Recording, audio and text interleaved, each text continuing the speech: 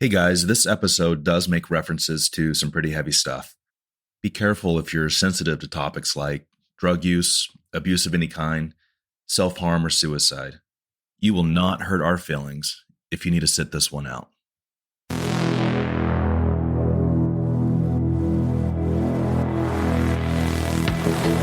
OBOGs, oh, it's good to be back. Welcome to Season 2 of the Other Brothers podcast. We know it's been a minute. Thanks for hanging with us. The wait was worth it, we promise.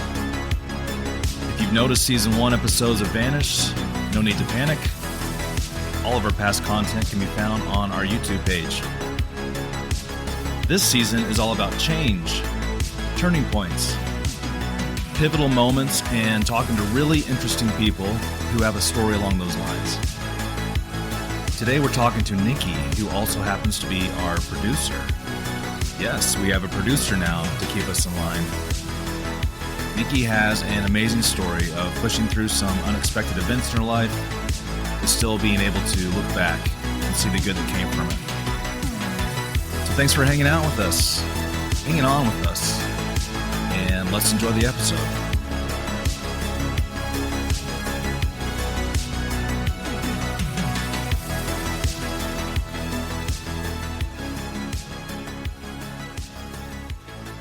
Look, Cody, pretend that all 500,000 of our viewers are watching. They've been patiently anticipating Season 2 to drop, as the kids say, of the Other Brothers podcast.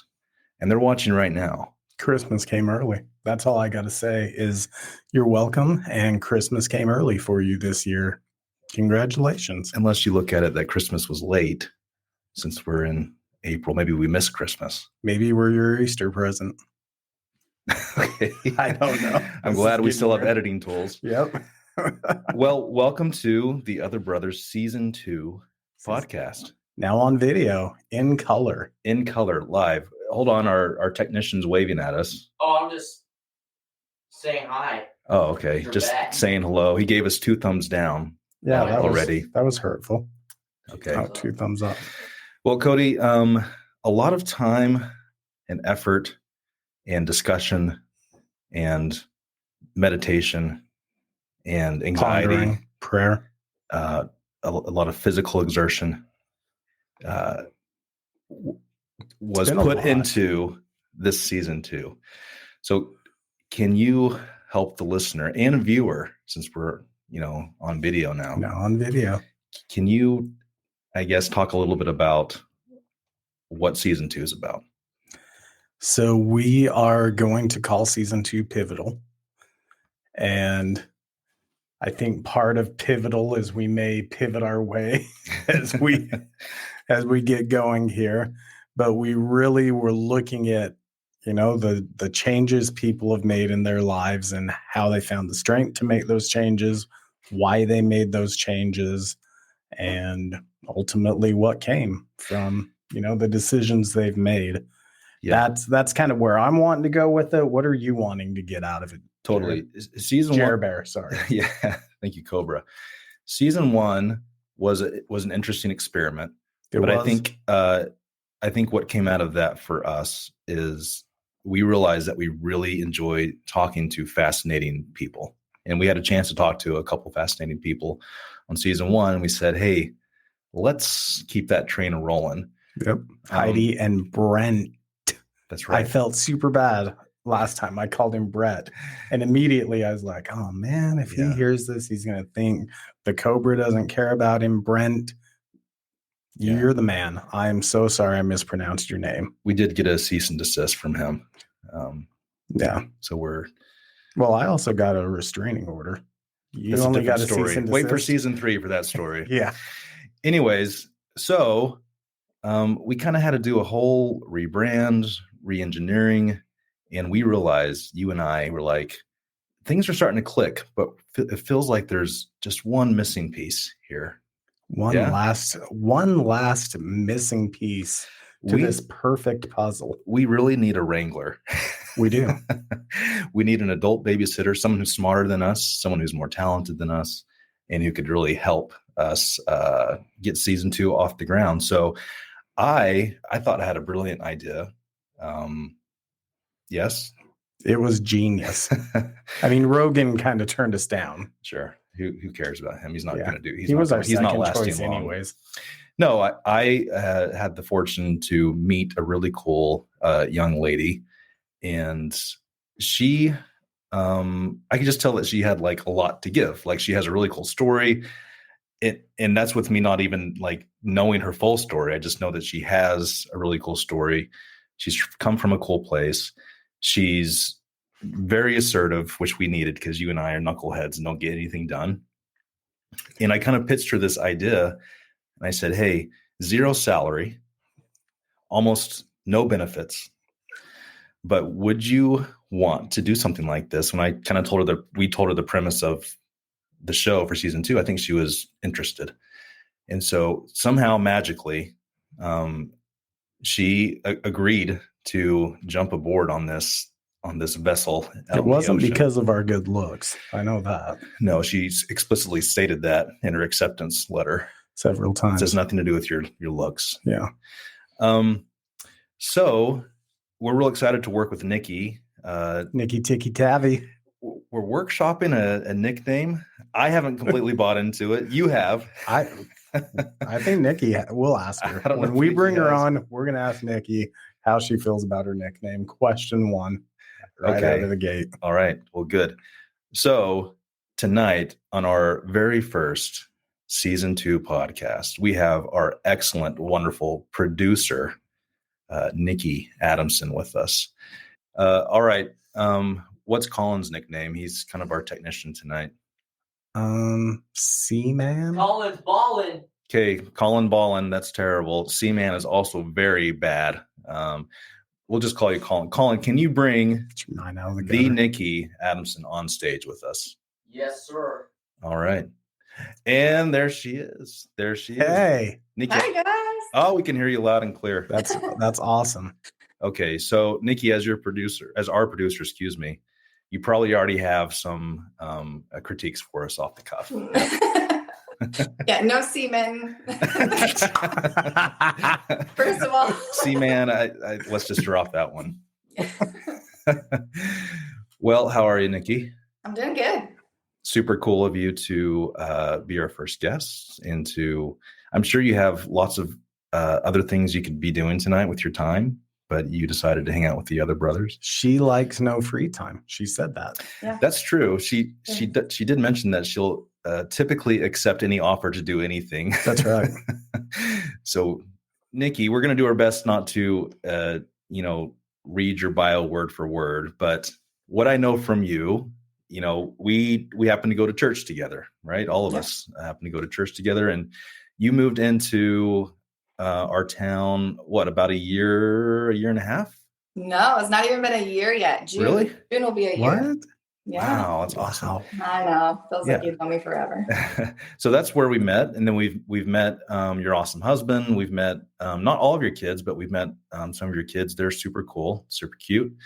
But you are a transplant. You moved from Nevada. Is that right? Was it Vegas area? Excuse me, Nevada. Thank you. Is it everyone down here says Nevada and it drives me nuts. Yeah. How do you say pecan pie? Pecan pie. Pecan. All right. Nikki, save us. We're already off topic. Nevada. It's Nevada. Yep. Came from Las Vegas. Cool. Yeah. And that's where you grew up, went to high school. Yes. So didn't grow up there, but I went to school in that area. I was there for a very long time, it feels like. And it's where I met my husband. So my current husband. Yeah. And we'll fast forward a little bit, but I'm assuming what brought you down here is you met your husband and you came down here for work opportunities, right? Mm-hmm. Cool. So how do you like Texas? I love it. It's so green and it rains. It's everything that Vegas is not. How do you like the Texas summer? How is that compared to Vegas? So we got here last June and they basically said, this is the hottest summer we've ever had. Like, I've heard that from multiple people. I'm like, oh, good. I'm glad that we came during the hottest ever moment. But it's just as hot as Vegas. Vegas is hot. It's 110, 115 regularly in the summer in Vegas. The difference is humidity. We don't have any humidity in Las Vegas. And so, yeah, that's an adjustment. Yeah. I think I remember having that conversation with you, like, wow, well, you've come like right in the middle of the Texas heat, and you're like, yeah, I'm from Nevada, so I know what heat feels like. Yeah. So the time we were in Vegas, it was 117 when we were on top of like the Eiffel Tower. And honestly, I thought it was worse than Texas. I was like, I don't care if it's a dry heat or not. Like, It's rough. heat is heat. It was miserable. Yeah. Well, we love that you guys moved down here to our benefit. So we have your family here and got to know you. We've been waiting on you. Thank you. Oh, you are welcome. What's your angle, I guess, your perception of how you became the producer of the Other Brothers podcast? How does that story work in your mind? Well, you and I, Jared, had a conversation just about who I am and things like that. And in that, you were like, you should start a podcast. And then you're like, by the way, I have a podcast. And then that led to me being like, oh, well, I'm going to go listen to it. Right. So I did. And then I was like, let me tell you all of the things that you didn't ask to hear. Which is a ton of unsolicited advice. Yeah. Which was, we love it. I have a problem, you guys. That's what no, I do. it was completely on point. It always is. Yep. We needed it. Yeah. Yeah. I just, after we talked, I was like, you got a great voice. You got, you're very outgoing. Great energy. Yeah. You should totally, and I hope one day we have a Nikki Adamson podcast exclusive, just your own podcast. And we can just, we'll just be your tech guys or something. Right. But we love that you're here with us. Am I right that you kind of were intrigued by, I guess, when we were kind of kicking around, what we wanted this second season to be about? Is that something that kind of caught your interest? Yeah, definitely. I think everybody has some kind of story to share, right? And the thing that the world right now is so separate and so focused on our differences. And really what we need to be thinking about is the things that make us the same. And so many people are in the same boat as you, as some other person, and being able to share your story, how you were able to overcome and how you're better on the other side is so special and motivating for other people to hear. And I think it's just an excellent idea. So I definitely wanted to be a part of it. What do you think causes that separation, Nikki? Because I agree with you. So what do you think is kind of the root or the stem of that? I don't know if you remember when I first moved here, I gave a talk about comparison. And I think comparing yourself to anyone else, right? Comparison is the death of joy. Sure. Like, we're always looking to someone else and what they have and what we don't have.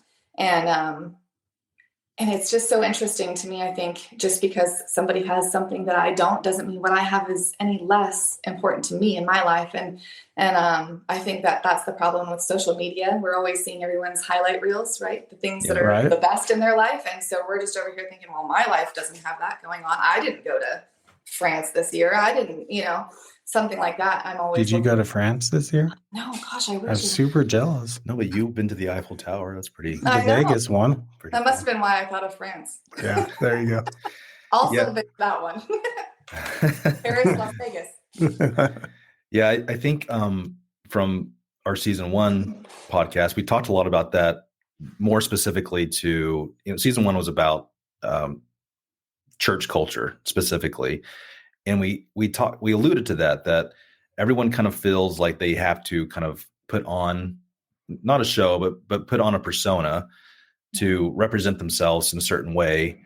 And what Cody and I really like is, what if we could kind of break down those barriers and show everybody that everyone really does have a story. Everyone has some cracks. Everyone has some history that was difficult for them. And could society be better, I guess, if we became a little more comfortable knowing that even though someone looks like they, have it all figured out and their life is in place, and they travel to exotic places and they have great professions and whatever. All of us are dealing with something, and all of us have at least a story, some kind of turning point in our lives, or some kind of why at the road where we took a left rather than a right. And I think we're just kind of fascinated by that. And Cody and I have, as we've become really good friends, we've talked about some things in our lives. And I think that's one of the things that, brought us together as closer friends, is we just kind of like yielded who we are, and we're just fascinated by it. So, and you mentioned that, you've had some circumstances or situations in your life that you could talk about, I think when we're like, yeah, everyone has a story, you're like, I got one or two myself, and it was perfect to book you as our first guest to talk about this stuff. So I think one of the things I struggle with is, where do we start? So I guess let's go back to Nevada. Is that fair? And you must have gone to, I'm assuming, school there, high school there. Yeah. I grew up in a small town outside of Las Vegas. Actually, it was called Pahrump. Pahrump? And it was called Pahrump. I know. What was the population? The population now is probably like 50,000. When I was there, it was closer to the 30s, probably. Okay. But just paint a picture for us, It felt like a small town. Okay. It's smaller than our town. It felt like, and it was much more spread out. So yeah, it was a lot different, but there was like 300 kids in my graduating class. Yeah. What number did you graduate? Where were you ranked? Oh, I have no idea. Probably nowhere close to that. By the way, for the YouTube people, I don't know why my face is purple, but in real life, it's not purple. I don't think, unless I'm just that embarrassed. Are you winded? I'm always winded. Okay. I'm old and out of shape. Just because sometimes when I run out of wind, I get a little purple. Yeah, Pahrump is the sound I make when I sit in my chair as I'm walking around. That's the sound I make to get up. Pahrump. And, yeah. Well, so what was high school like for you? Like, there's always the social cliques in high school. Were you with the cool people? were you? Let's see, what were the cliques in high school? Cody? Okay, so real quick, the freaks. Nikki, what year did you graduate? Don't age her. 2003. It's fine. Okay, really? No, because we graduated the same year, so now I can go back and let's see. There was definitely. So we had skaters. Did you have like the skater group? Yeah, we had skaters. I was the motocross group. I dated some skaters. Okay. No. The cowboys. Like the rodeo group. Not in them. I was not in that group. What about the goths? Have you met me? I'm just asking what groups there. I didn't know you had back some then. Turning points in your life. Maybe that's where it started. You were with the goths. And did you have an emo phase? No, never. Okay, so what a stupid question. It's not even relevant to anything. I'm just more curious. Didn't you say that you danced or you were a cheerleader? Yes. Or Yep. Okay, Yep. So you were in the cool group. So I spent my whole high school life, cheerleading. That was like my jam, dance. That's what I focused on. So yeah. Very cool. And did you ever get to compete with that kind of stuff, like around the country or anything? So I actually I got chosen as for cheerleading to go to the Down Under Bowl in Australia. Very cool. We went to the Macy's Thanksgiving Day Parade in New York. Cool. Wow. Danced in, lots of different places. So it was fun. It kind of took you all over. I've been to the Azel Christmas Parade a few times. I've never been to that. I've watched the Macy's Day Parade on TV. Not to, clout or whatever, but I don't want to brag, but kind of watch it every year. Okay, cool. That's cool you were there though, Fun.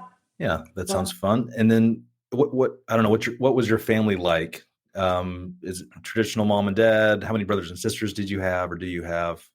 What was family life like for you in high school?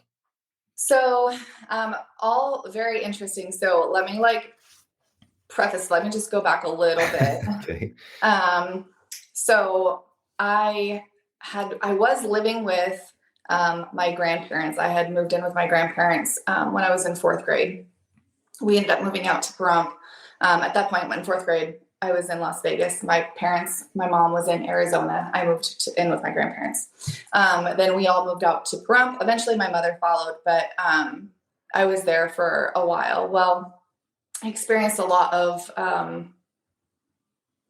trauma in my childhood and in that house. And so from that point, I ended up moving back in with my mom for a short period of time.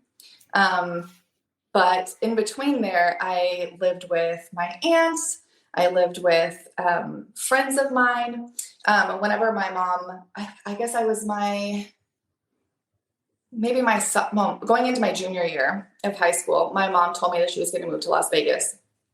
And I hadn't lived with her for very long at that point. And I was like, well, I'm not going. And she was like, what? Yeah. Like I've spent my whole life. I lived out there from 5th grade, I think, until my junior year at that point. And I was happy. I felt like a big fish in a small pond. And I had my ways. And I was just like, no, I'm not going. And oddly enough, she was like, okay. So I found a friend to go and stay with.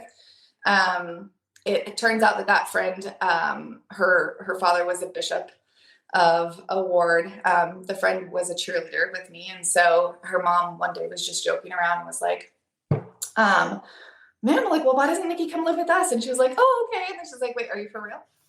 And then she was like, yeah, are you for real? I'm like, yeah. And so like, it was like a joke between the mom and the daughter. And then it just ended up like, okay. Like it happened. All right. Yeah. So we had 2 stipulations for me living with them. One was if I wanted to get to school, I either had to figure out how to arrange the bus for myself or I needed to go to early morning seminary because that's how they got to school. And then the other one was I didn't have to go to their church, but I had to go to a church. Okay. Now, at that time, I had a mad crush on a boy who was LDS. And so I was more than happy to go to their church, even though I didn't know anything about it. Well, in fairness, crushes really motivate us in life. Absolutely. Right. Especially when you're in high school. Oh yeah. That's everything in high school. Totally. All right. Okay. So you like this boy.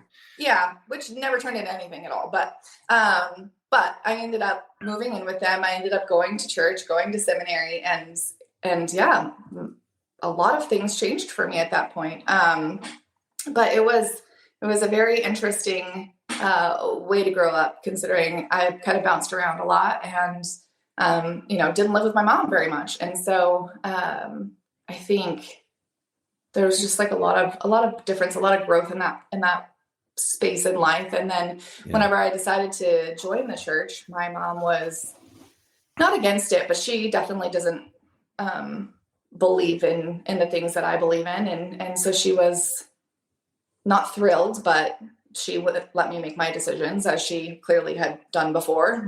Yeah. So your connection to the LDS church, is this friend of yours and this cute boy that you liked. Yep. Where was your dad through all of this, Nikki? Yeah. I don't know my dad. Oh, okay. I've never met him. He's not on my birth certificate. Don't know. Yeah. No, I won't go down that. I was going to ask how that affected. So I'm just thinking about like everything you're telling me. It's a lot already. And would you say like a junior in high school? We haven't even gotten out of high school yet. So, well, I do have an earlier. Wow, there's my finger. Yeah, we're still getting used to video. Yeah. I do have one question before we kind of wrap up high school. If I can ask, what was the reason in 4th grade? Why couldn't you and your mom live together? Why did she go to a different state and you went to your grandparents? Yeah, so my mom was married to somebody at the time who was very, very mean to me, and he was abusive. And I used to go and visit my grandparents during the summer. And while I was there, I would always have fun. I loved being there. And then when I would come home, it was always terrible. And so I would call my grandma crying and telling her all these things. And then my mom would talk to my grandma and my grandma would be like, Yeah. And basically was like, well, she can come live with us or, we're going to cause problems basically sure. for you. And so my mom let me go live with them. I gotcha. Yeah. So you're 17 in high school. I think any child is looking for stability. I think especially when you're in high school and those kind of your formative years, you're really probably seeking out stability. And at that point in your life, I think it's fair to say you had a lot of instability, being moved around from home to home, not knowing who your father was. It's a kind of an odd question, but how do you think that affected you specifically in high school? Just that context of the instability, not necessarily knowing the identity of your father, the moving around from home to home. I mean, surely that had to affect you somehow. I think I spent a lot of time overcompensating and pretending and putting on a show. Yeah. I don't know. I feel like my personality probably was developed a lot based off of the covering up the trauma that I was experiencing at home, and in various homes. And so, I was always like a look at me person, and like, I was always happy. And I mean, some of that stuff hasn't changed about me. I'm still kind of like that, but I think, it was much more of a show as a child than Sure. You're trying to survive, right? You're trying to cope. You're trying to survive. That's a tough time. And there's trauma that I experienced. The reason that I left my grandparents' house is because of sexual abuse. And so that was during, the end of my middle school years. And so going into, I'm going into middle school and high school with these people that I'm just terrified are going to find out or know. I live in a small town. It's in the papers. Some of my close friends knew already, but, obviously they loved me anyway. But I was just so terrified that other people would find out and would know, because, kids are not nice. Sure. Kids are awful. And so even though nothing that happened was ever my fault, it was, I was a victim of that. That's not always how it's portrayed to kids. And so I was just always worried that people would find out. And so I just had to put on a big show all the time and cover up everything. And a lot of masking. Yeah. So now I'm kind of fascinated by this. Now you have this proposition of church or religion. Yeah. Was that kind of hard to reconcile, even the thought of adopting that as part of your life, especially because of the abuse and trauma and instability, kind of, the hard things you've already gone through in life? Church, you mentioned the LDS church, but any Christian church obviously talks about, a loving God or Heavenly Father, Christ and things like that. How receptive were you of the idea of religion?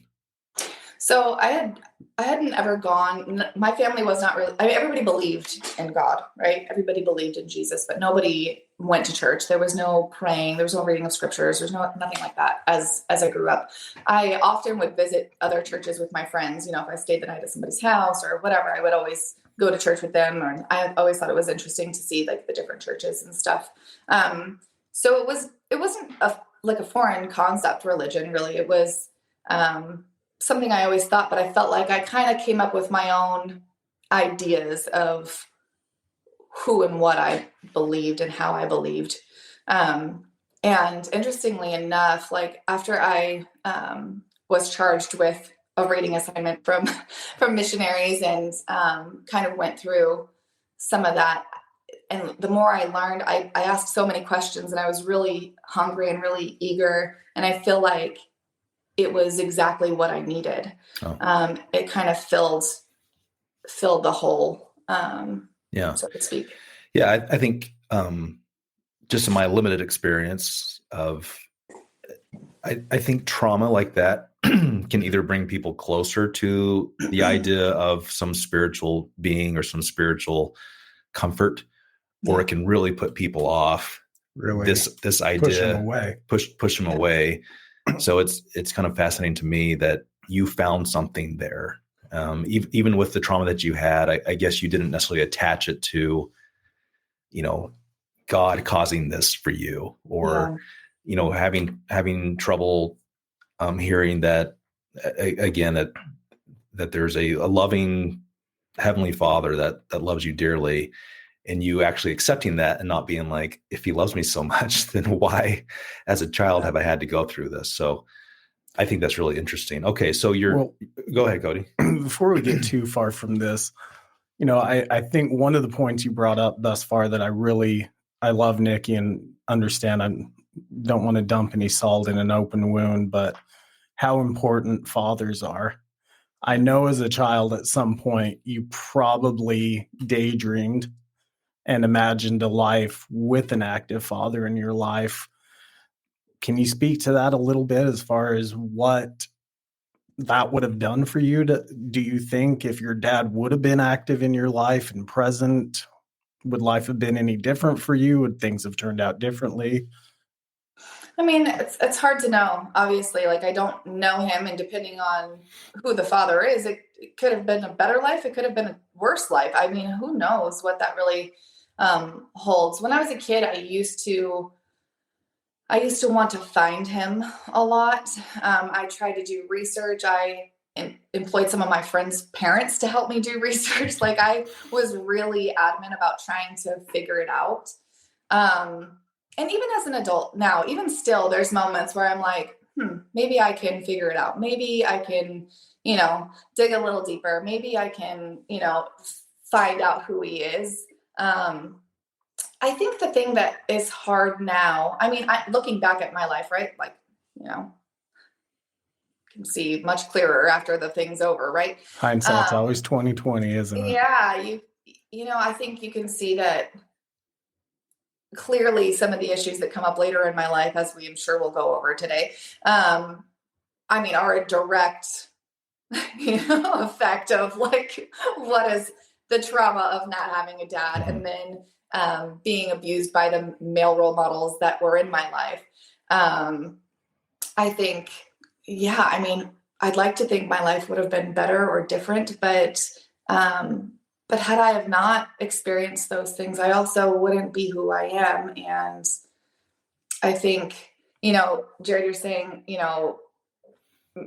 talking about blaming God for, what has happened to me and the experience that I've had. Like, if he loved me, like, why would these things happen to me? And I think I never really had that thought. I always thought like, man, like enough is enough, if I could just catch a break here. Yeah. And sometimes I still feel that way. Like, man, every time something happens, I'm like, have I not like done enough here? Like, right. Let's wrap it up. Like, so I think, for me, I just really try to remember that, man, he has such a bigger scope, right? Like, I don't know what's going on. I don't know what his plan is for me. And maybe, he keeps putting me into this refiner's fire because he's just trying to polish me until I can, come out nice and shiny. So it's hard sometimes, but I don't think I ever had the feeling of blaming him for the trials.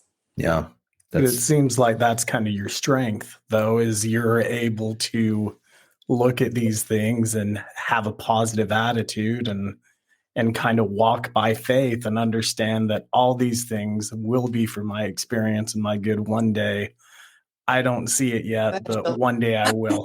Right. Someday. Yeah. Exactly. Yeah. Very good. Well, I love that about you. I think, I think some of the happiest, funniest, most caring people are some of those that have kind of walked those rocky paths, and they don't want. Man, I notice when I land here, we lose me. They don't want other people to have to necessarily walk that path. Yeah. Yeah. Well, if we're not careful, we will go down an avenue of talking theology, and we will. As members of the LDS faith, I am certainly fascinated by what Nikki's talking about is accepting that God did not do these things to you, but he also did not prevent them. Right. Yeah. And trying to figure out kind of what that means. And yeah. Anyway, I'm sorry. So we need to move on with Nikki's life. Well, yeah. So she's 17. she's 17. She's living with the bishop. With the bishop. her friend, her cheerleader friend. I wonder, were you able to get away with antics living with an LDS bishop in the house? I mean, Were there a lot of pillow fights? Could you sneak That's some- what Jared wants to No, ask. no, no. Could you sneak some cigarettes or, how You fun know was what? It's really funny. So there was 4 kids, 1, 2, yeah, including me, 4. So there was me, there was my cheerleader friend who was a year older than me. And then there was their son who was about a year, I want to say a year or 2 younger than me. And then they had a much younger daughter. But, I call them like my parents, my brother and sister, but they would sneak out, they would go and do stuff, they would get into trouble. And I was always terrified. I felt very blessed to have been taken in by their family. And it's not like they could get rid of their kids, but they could get rid of me. And like, She was a good girl. lose Look that. how And sweet she so was. Super sweet. I never went whenever they were sneaking out. So, What were they sneaking out to do? never anything bad going. We're to not hang out with their interviewing friends. them. She can't throw them I'm under just- the bus. Yeah. I'm just curious. Were they sneaking out to No. smooch? Were they smoking cigarettes? Were they drinking No. beer? We'll get them on the show and we'll get their story. Okay, I'm sorry. Let's move on. Okay. So at some point you graduate high school. I do. My bad. What'd you say? I thought this was an interview. My bad.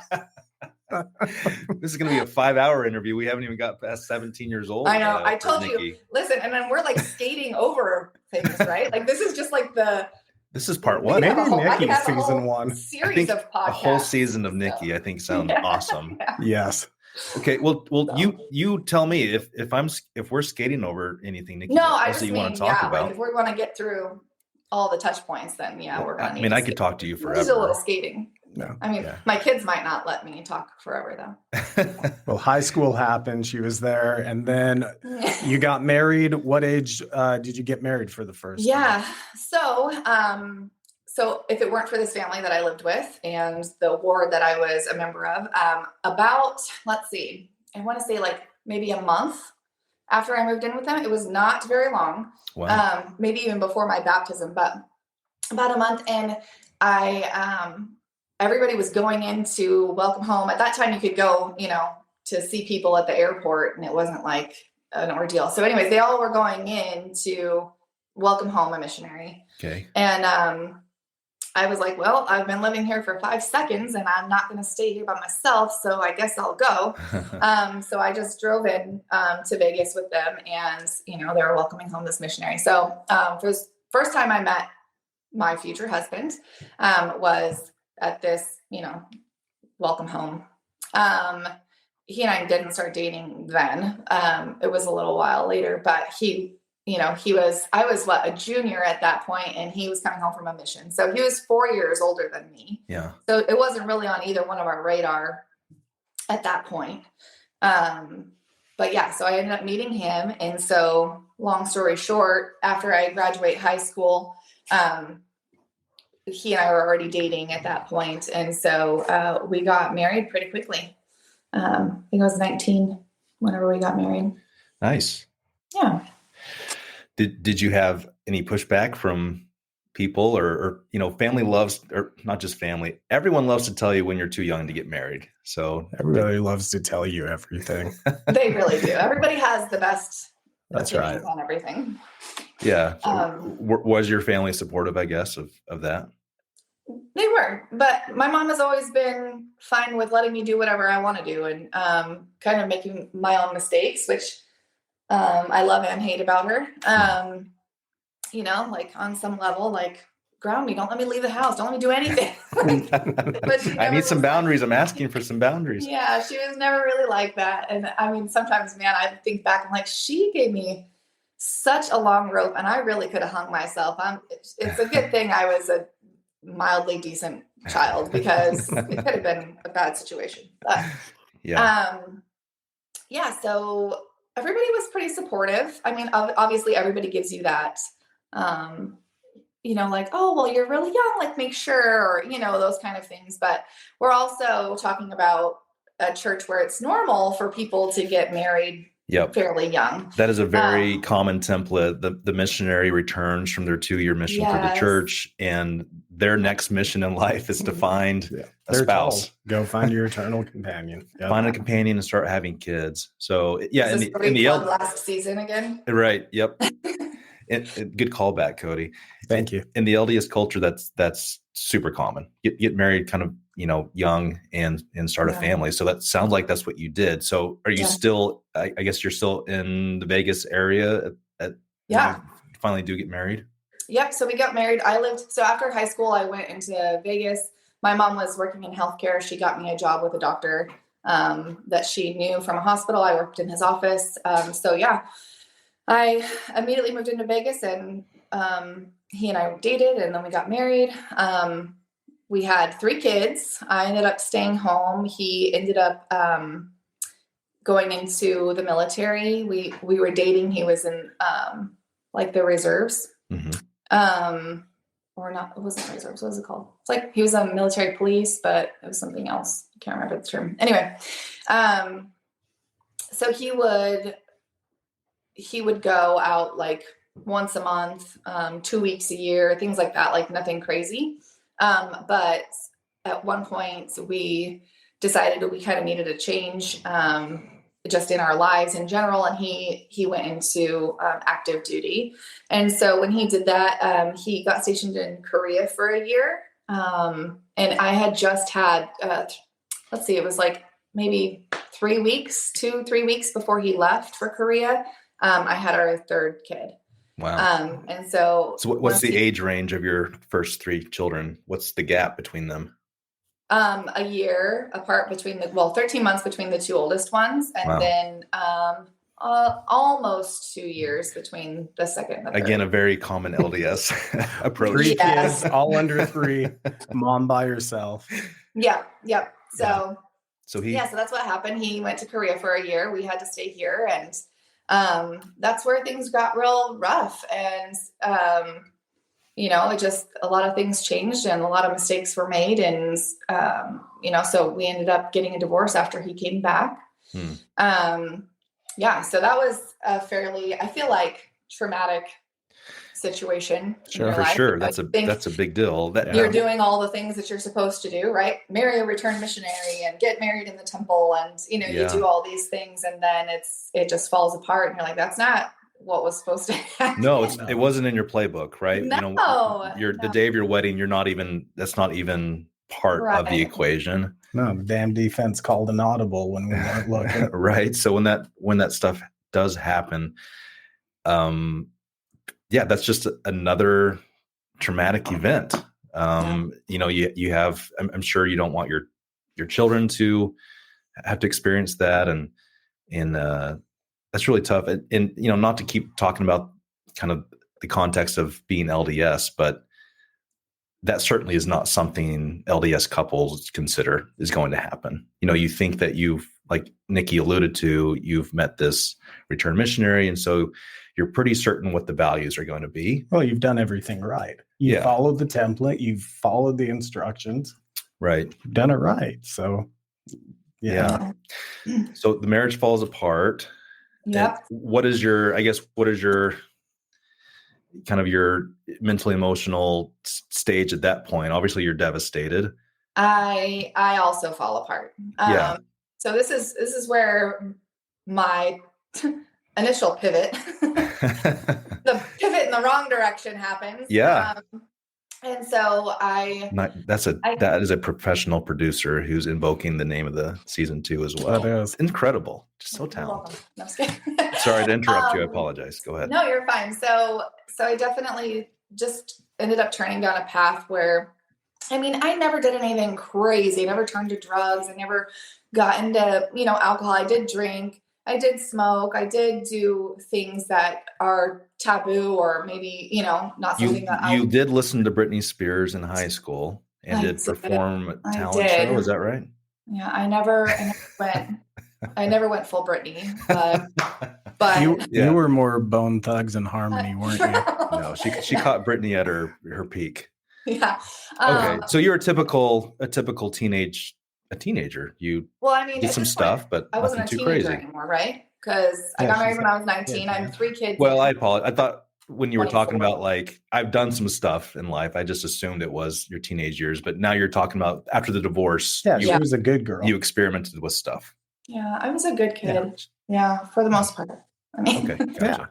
Anyway, so so basically, You basically say the heck with it. Let me try. I'm like Let me 24. experience some of these things that I decide. I kind of adhered not to experience. And why the heck not? Everything else is kind of falling apart, I guess. May have been your and I don't know that my initial reaction was that, but I think it was kind of a slow and steady. I stopped going to church because going to church with 3 kids is hard. Going to a family ward with 3 kids when you're single is hard. Yeah. And so it was really difficult. And so I just didn't want to do it. And so as you step away, or as I stepped away from maybe my relationship with the Lord, I started to make just decisions that, you wouldn't want your child to make, I guess.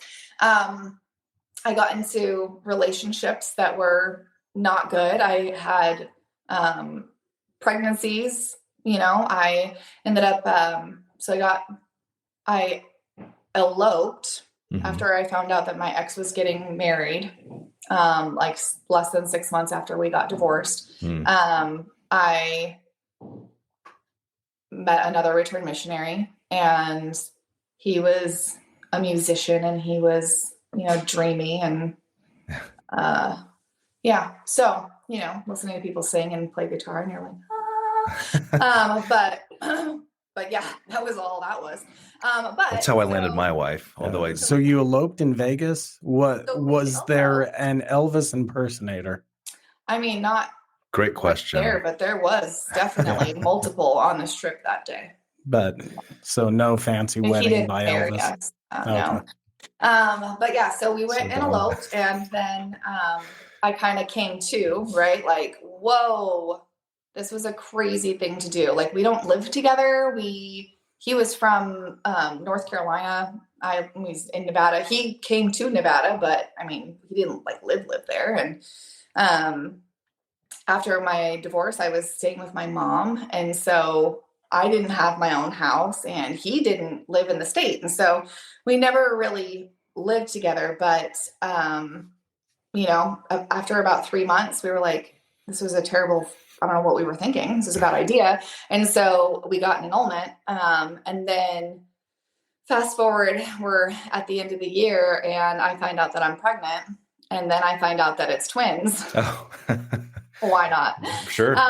Yeah, sure. So that happened. And then, there was multiple situations like that, throughout the dark days. I like to refer to them as,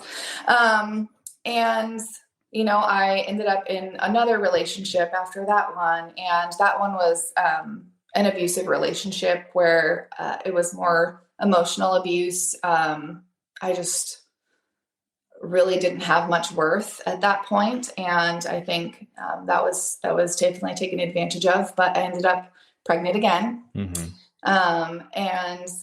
And I mean, I have all these children now, and the dads are not involved, and, I just get to love them. So, I mean, I could be grateful on some level, but I think, it's definitely interesting to look back and be like, wow, that was a ridiculous mistake. And that was a ridiculous mistake. And that was but if I didn't do those things, I wouldn't have children that I have. And so, yeah. Do you do that? Do you go back and kind of analyze, I guess, your behavior or your thought processes, or, why those things happened? I mean, do you think that you, obviously we're trying to find ways to cope with trauma, and you kept looking for stability in a male figure, and you probably were way open to those opportunities. And isn't that interesting just how, I'm interested in the psychology of things, and certainly your upbringing that you kind of shared as a child into your teenage years must have influenced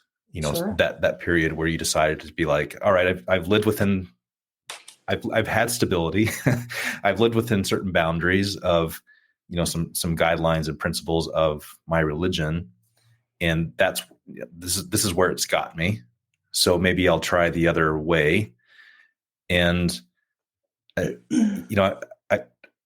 I guess my question is, have you kind of gone back and reflected on that time? And you mentioned this was a pivot in your life, and we want to talk about kind of the positive and negative consequences, I guess, of pivoting. And it's a very surface level question, but when you compare it, and by the way, all your children are awesome. They're beautiful. They're beautiful people. They're very talented. They're amazing. As you compare your life now, which you have some stability, and we'll talk about your husband now and where you are now, what are the big, I guess, the stark contrast of living that life and living your life now? Is that too weird of a question or too simple? Cody? Why ask it? No, I think it's. You're my Waiting advisor. for Cody to respond. No, I I had my own scenic route question I wanted to get to. So let me ask mine real quick, and then you can decide which one you want to answer. Perfect. So in today's world, like, pregnancy is very much an option. Yeah. It's when you had these surprise pregnancies, did it ever cross your mind that maybe I don't need to be having kids? What made you ultimately decide to keep this child you were going to birth and raise it, even though you knew that there's a good chance you're going to be doing it on your own? Man, you went way deeper of a personal question. I said it was a scenic rabbit hole, and then she could choose which one she wanted to answer. Okay. Nikki, tell him to back off me. It's a real Sophie's choice here. Go ahead. It is a real. Please be nice. Yes, ma'am. Okay, so hopefully maybe I can answer both questions. I think the stark difference between maybe my life before the bad pivot and before the good pivot and after the good pivot. Sure. Yeah. Anyway, I think the difference is that I just felt very alone, and I just wanted some help and some love. And I just really looked for that at the closest, easiest way to get it. Yeah. And looking back, right? Oh man, like, these mistakes, these things that have happened in my life, like, I can't, the pain that my children have had to experience because of divorce, because of the separation, some of them separating from me, or their dad, or whatever that looks like. It's been probably the most painful. And I mean, you can see there's been a lot of pain and trauma in my life, but that has been the most painful experience, is having to see any pain that my children have had to experience. Yeah. It's never been really on my radar. I think even when I got pregnant with the twins, and there was some stuff that I experienced while I was pregnant with them. So I had something called twin-to-twin transfusion syndrome, which means that basically there was one placenta that was feeding both twins, and one twin was getting a whole lot and the other twin wasn't getting enough. And there's this crazy surgery that I had to run to, there's only 5 places in the country that do it. It was just a very traumatic pregnancy. And so throughout that, they were like, well, this, your kids are going to have all these problems. And I went to California, where they're very, very pro choice there. And so there was a lot of conversation about whether or not to keep them or to not. And I would say it was terrifying. There were times where I was like, maybe, I mean, what are we doing? I don't know. Is this a good thing? Am I just going to bring in, something into the world that is not really going to be able to experience, life? And at this time I wasn't really active and stuff, but I never lost a testimony. I always knew that it was true. I just was failing to live up to it, Mm-hmm. And, so no, I would say it wasn't really on my radar to make the pro-choice, but my choice was to have my babies. And I mean, I'm grateful that I have done that. And I think no matter all of the stuff that's come from it, right? They were worth it.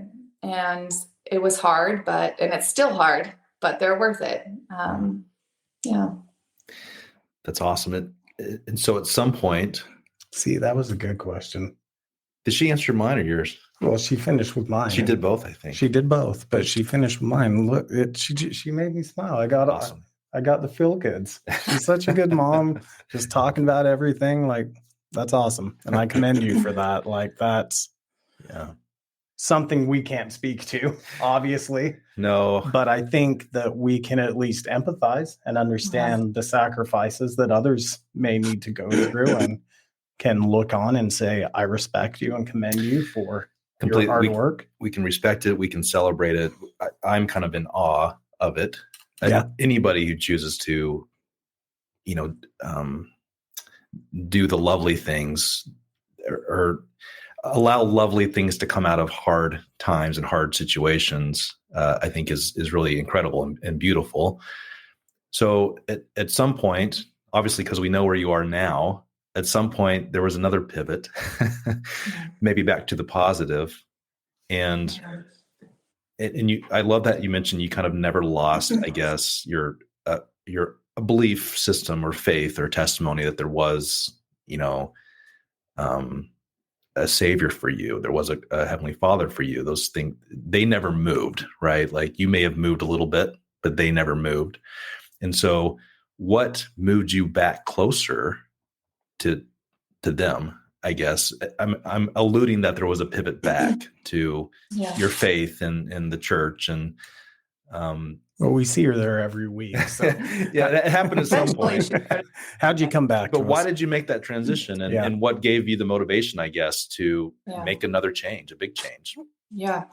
So after technically my second divorce, but it was really my third, because there was an annulment in there. Right. So that's where with another return missionary. So you're over 2 on return missionaries. Yeah. So then I ended up marrying somebody that was not a member.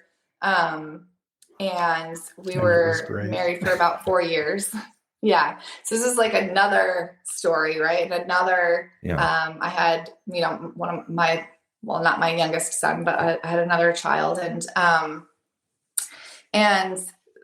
ultimately, as I started moving towards feeling like I needed to go back to church, feeling like I needed to start building that relationship again. And there were a few things that happened. And I feel like this was the only marriage that was like maybe ended not because of major trauma, but just because it just didn't work out, Mm-hmm.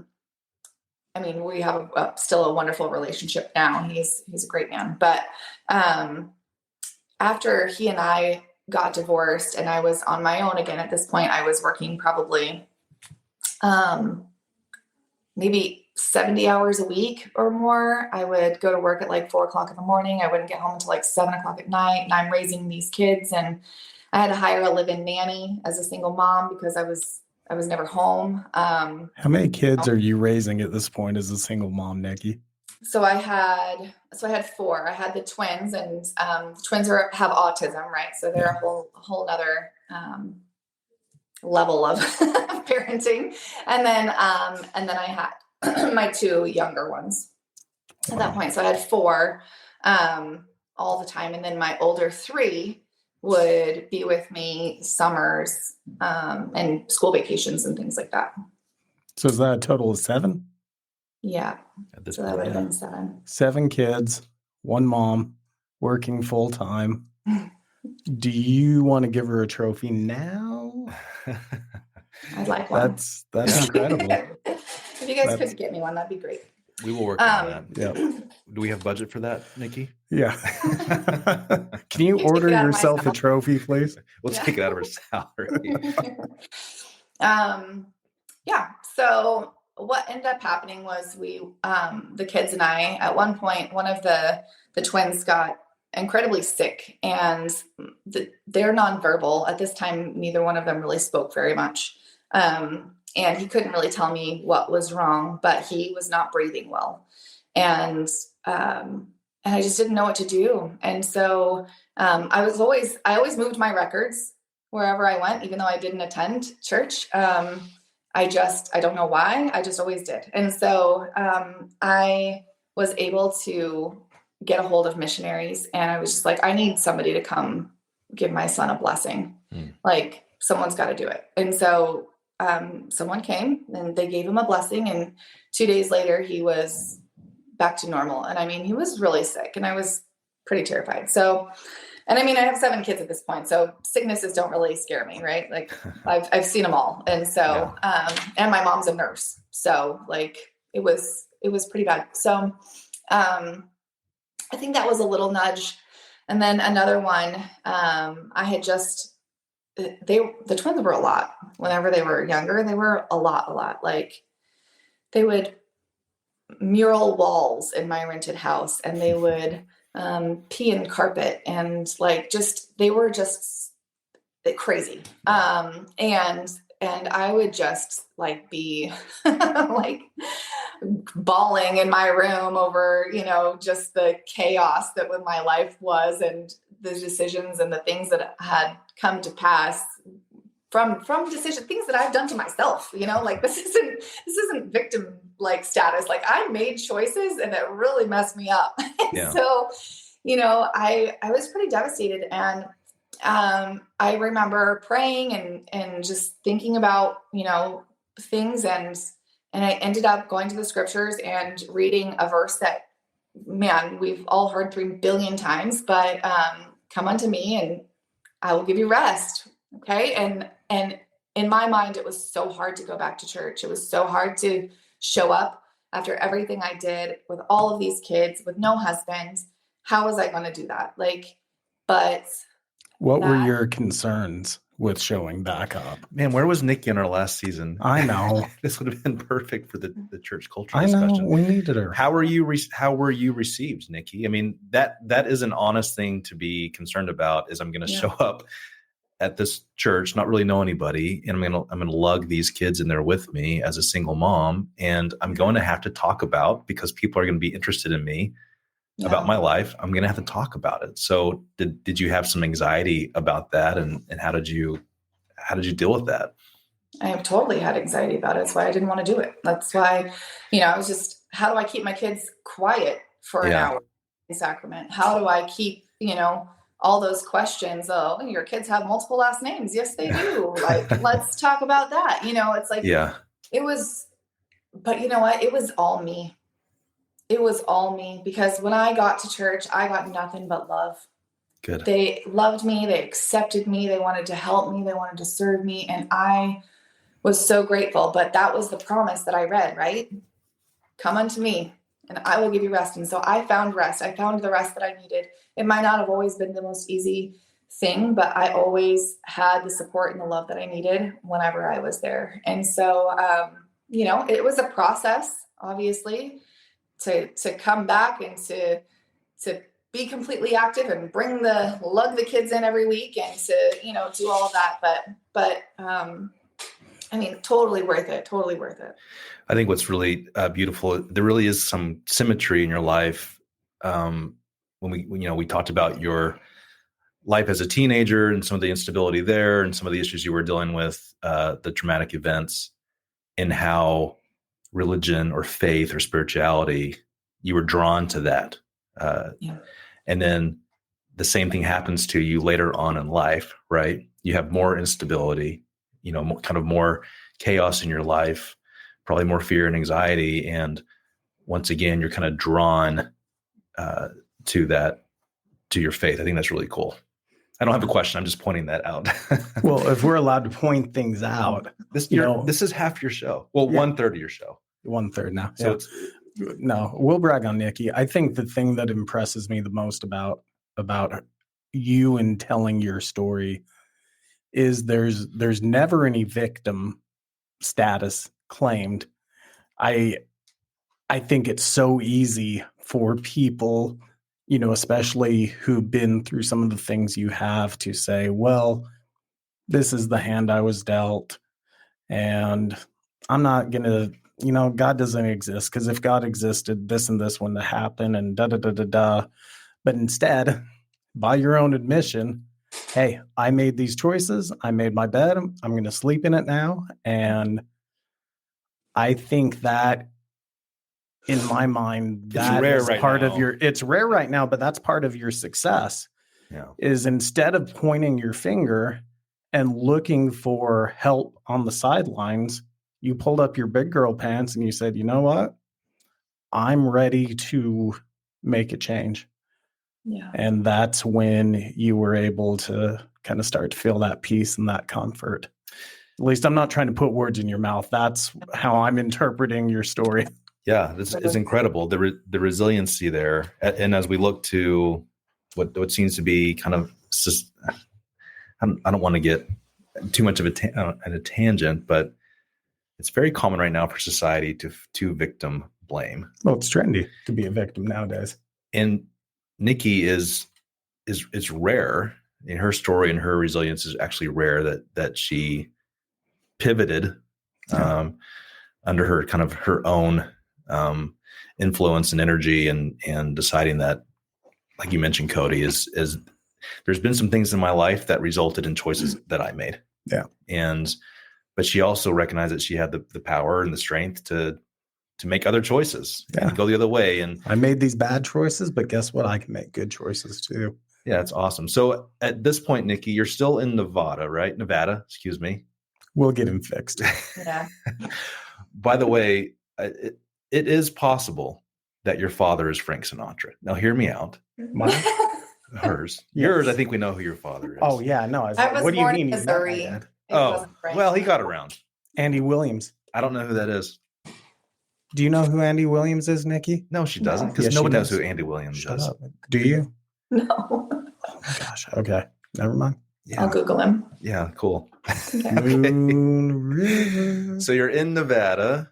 You're taking your kids to church, and I'm excited to hear about the Davy story because I'm a big Davy fan. Davy's yeah. So He's like the coolest guy, the Yes. sweetest guy. So can we pry into that part of your life Yeah. too? Yeah. Okay. So actually, pretty quickly, I went back to church probably 2018, and he and I met the beginning of 2019. So we started dating in February of 2019, and we actually ended up meeting on Mutual. Do you know what that is? Yeah. Not like Church Mutual. Yeah, The app. Yes. It's like the the app. Mormon Tinder, right? Yeah.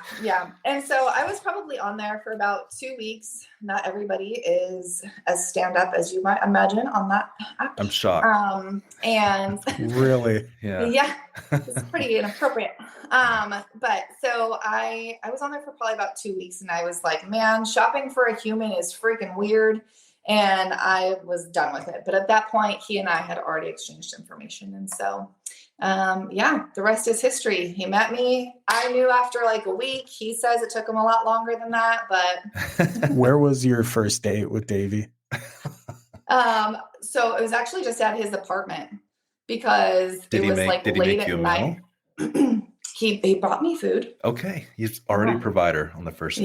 Yeah. He was quite the blessing, actually. At this point I was I'm single, got all these kids and how did that how did that conversation come up? At some point that's going to come up where I probably need to let this guy know I have 7 children. Yeah. One He has for 0. every day of the week. He had 0 from different kids. marriages, different partners. So, Right. That's the other thing, right? It's not like I was married for a long time and had 7 kids. I have multiple baby daddies. Sure. So is that a first date discussion or?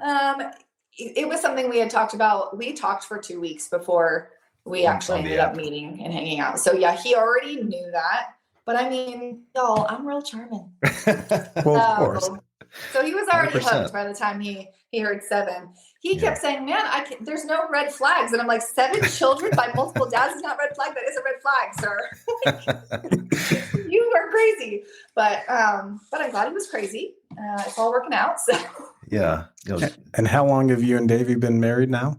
we got married during COVID. So 2020. So yeah, but we're just going on 5th year. This would be a great segue to your COVID conspiracy podcast. Do you want to talk about that, Cody? No, It's not fun anymore. It's just sad. It's just all sad. Like You the know, more you dig like- in, the more you find out that's real. It's like, I don't want to play this game anymore. So, and you had Cash Yes. because of Davey, and the Cash cutest is kid ever. one of my top favorite nursery kids ever, only because he comes up to find me on occasion to say hi. Yeah. It's rare, but every now and again. And most He's children a are gem. just deathly scared of you. Yeah. That's fair to say. Yeah. Cody. Most people are also deathly scared of Cash, so maybe that's. No way. He's That always kid's trying to cute. carry the other children, like Bury them? carry them. Oh, Come on. I just said bury him. That's He's in there at the nursery with a shovel. I think that's cute too. Yeah, that is. So Come lay in cute. this hole real quick. I have too many Yeah. siblings. Let me bury one or two. Yeah.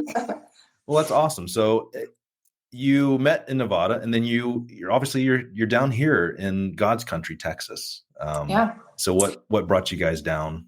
Yeah, so he's been in direct sales for a long time. So he was in solar, and my alarm is going off to tell me it's time for get kids ready for bed.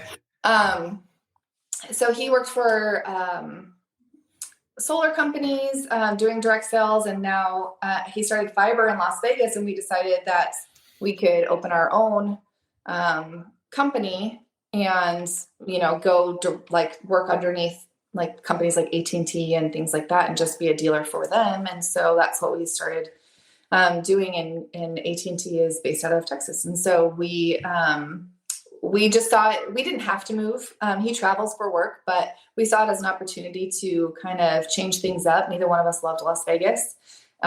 So we were happy to get out of there. And yeah, Texas is beautiful. It's always been a goal. Get down here, and here we are. Wow. So you have this beautiful home. You're down here in Texas. You found your soulmate in Davey. Did you think, at the hardest times of the hardest times, Nikki, did you think that this was possible? Like, did you have a vision that you could have this, during those really, really difficult times in your life? I think I always hoped for it. But I don't know that I ever, especially whenever you have failed relationship, you start to look at it and, maybe I'm just not good at picking this, or maybe I'm just not good at this. Like maybe I just, maybe that's why I had so many relationships. So I could have these kids and, and just do my own thing and, and whatever. And that was the plan, right? Just to bring these kids to here and to be able to raise them and give them, a good home.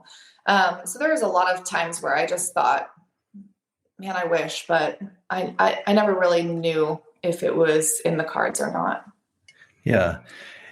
Did you have something, Cody? Sorry. Well, I know this is our maiden voyage. She did say alarm to get kids to bed. I want to be respectful of her time. Yeah. Should we give her like 2 minutes to just, do you have a message to give to the world after everything you've been through? Is that okay? Yeah. Where are you at? That's right now? that's exactly where I was at. I was Perfect. gonna Good. ask Nikki, what would you say to people who maybe feel like they don't deserve to have the positive change? Like Ooh, I like that.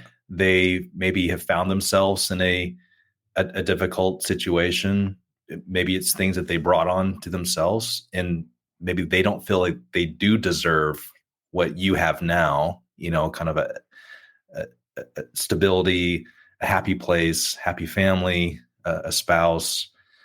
What would you say to those people who question if they even deserve that? And then I guess I have two questions. Is that okay? Ask her, not me. I'm fine. Yeah. The podcast is called Pivotal. Was there, and I know there was many pivotal points in your life, but was there one, I guess, big pivotal moment where you decided to change, and what was that? And if there wasn't,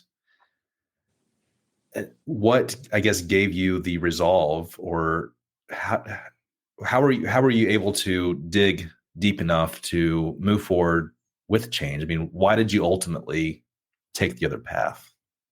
Yeah. That was a real long question. I'll give you the I can't Jared remember the first question now, so- interpretation. There's two paths we can take, right? We'll call it the right and the left. You chose the right. Why? Well, my first question to go back.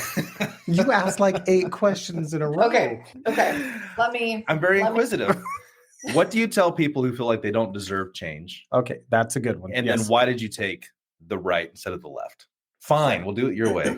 Yeah. Okay. So there's a couple things I would tell people that think that change for them isn't possible, or maybe that they don't deserve it. The first thing would be forgiving the people who have hurt you, who have done wrong to you. Those issues are their issues, and you were a victim of them, but it doesn't define who you are, and you can't let it. So that's the first thing I would say is forgive them and be able to let go of that. Because that's going to be the first step to your healing. And then second would be that don't let the victimization, the thought that like you are a victim and you're forever going to be that, like you're not, and you can't let it be that. I've heard so many stories of people who have very similar cards dealt to them in life, and man, they're down much, much different paths than I have been in my life. And I think that it all starts with not harboring that anger, that resentment, that hurt. Just let it go. You have to learn to forgive, and if you can't do it on your own, then seek the help to be able to do it. So that would be the first thing. And then the most pivotal. What are you guys smiling? You're so weird. It's great. You're doing wonderful. Creeping me out. All right. We're smiling because we're happy. Sorry, we'll frown at you. I'm laughing. I'm still smiling that I took 3 paragraphs to ask you a simple question. It's just typical me. I'm trying to work on it. You do that. You really like. I know. But Okay. we love him anyways. He's perfect. Yeah, totally. I'll get Part of his charm. get there eventually. He will. And then I would say, maybe my answer might be very similar to Jared's question, Cody. It's like I think I decided a long time ago, maybe before any of my crazy ins and outs and extra children and all of that stuff, like before all of that stuff happened, I think I decided a long time ago not to let my circumstances define who I am. People make mistakes, man, they just do. It's okay. Like, it's okay.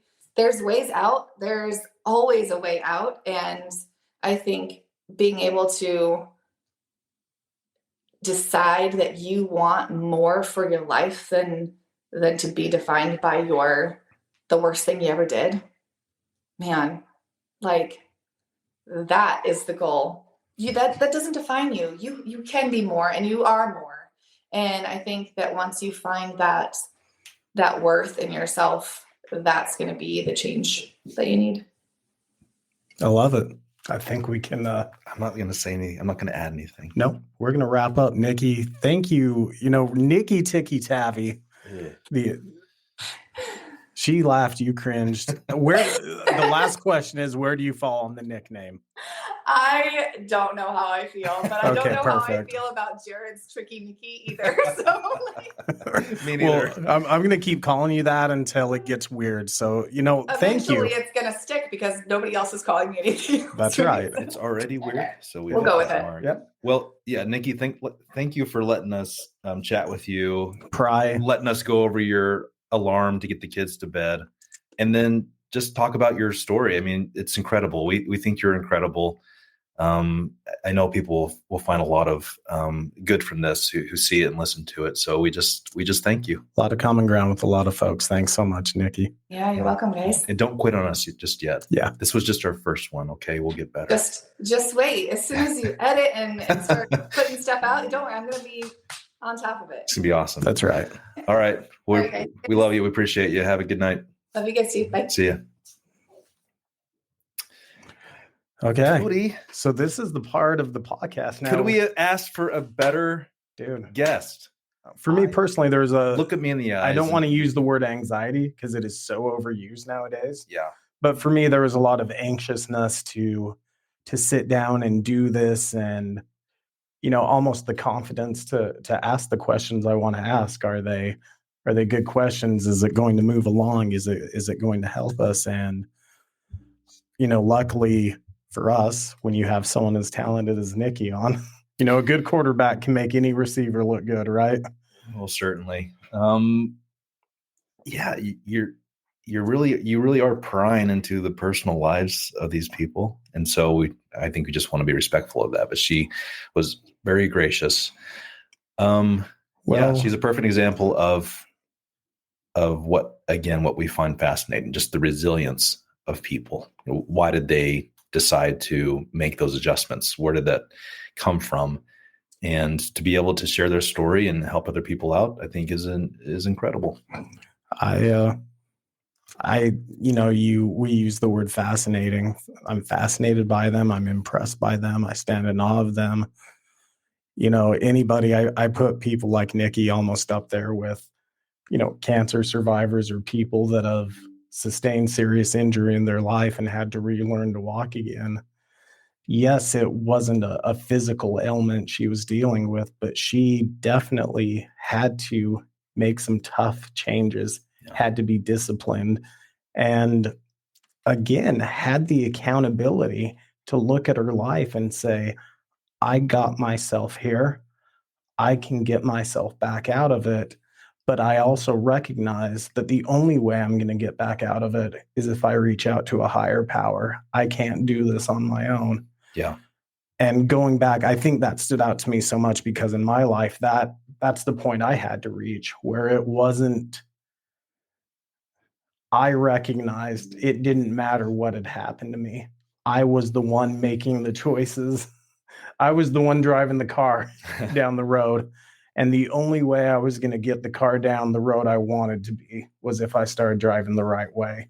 Yeah. And so I commend Nikki for that, and think that, anybody that can take ownership of their problems and have the humility and the honesty to embrace it, good things will come to those people.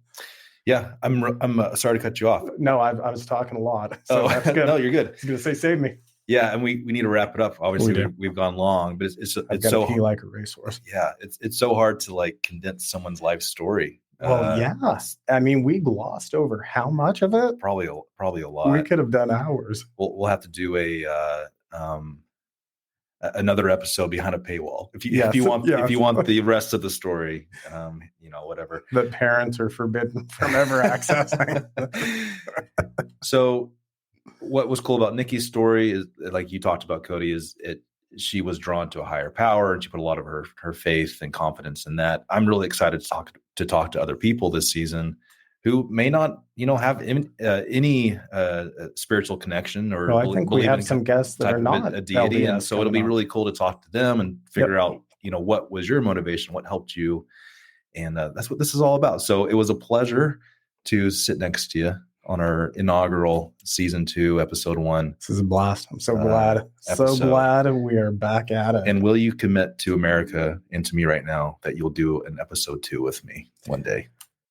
I'm not going to commit to 1. I'm going to commit to 5. Well, we'll sign the contract. And who was the Missouri guy that you are going to make people Google? Andrew Williams? Andy Williams? Yeah. I'm really surprised. He was like a huge pop singer back in the day. Clearly.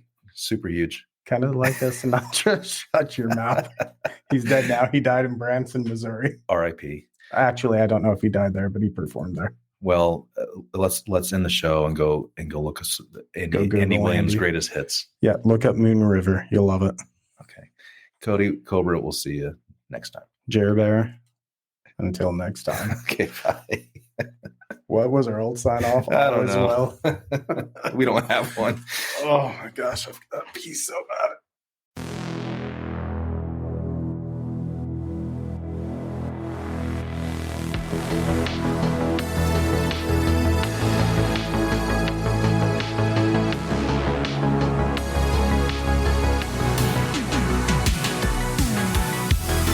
OBOGs, we hope you enjoyed this episode. We'd love to hear your feedback, so please make sure to leave us a review on your favorite podcast app or find us on social media. Our links are in the episode description. You can also send us an email at theotherbros.com. That's BROS.com. If you have an amazing story of a pivotal moment in your life, we'd love to talk to you. The Other Brothers podcast is a Revivl media production.